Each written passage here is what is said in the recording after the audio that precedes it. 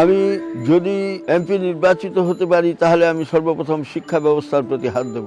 ভাঙা শিক্ষা ব্যবস্থাকে গড়ে আমরা এমন একটা শিক্ষা ব্যবস্থা গড়ে তুলতে চাই যে শিক্ষা ব্যবস্থার মধ্য দিয়ে সামগ্রিক জাতির চরিত্র গঠন হবে।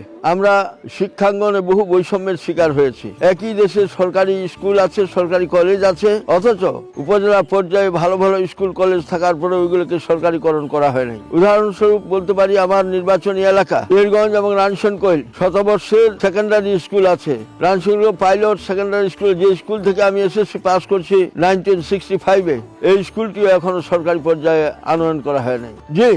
যদি আমি এমপি নির্বাচিত হতে পারি, সর্বপ্রথম এই স্কুল দুটোকে আমি সরকারি পর্যায়ে নিয়ে আসবো ইনশাআল্লাহ। পীরগঞ্জ পাইলট এবং রানসনকৈল পাইলটকে, এই দুটা সেকেন্ডারি স্কুলকে আমি সরকারিকরণ করবো ইনশাআল্লাহ। জননেতা মিজানুর রহমান মাস্টারকে খুব কাছ থেকে যতটুকু চিনেছি, এই ধরনের সৎ, যোগ্য এবং দক্ষ একজন নেতাকে যদি আমরা নির্বাচিত করতে পারি, সত্যিকার অর্থেই পীরগঞ্জ এবং রানীশঙ্কলের মানুষ একজন প্রাজ্ঞ এমপি পাবে, দক্ষ একজন এমপি পাবে।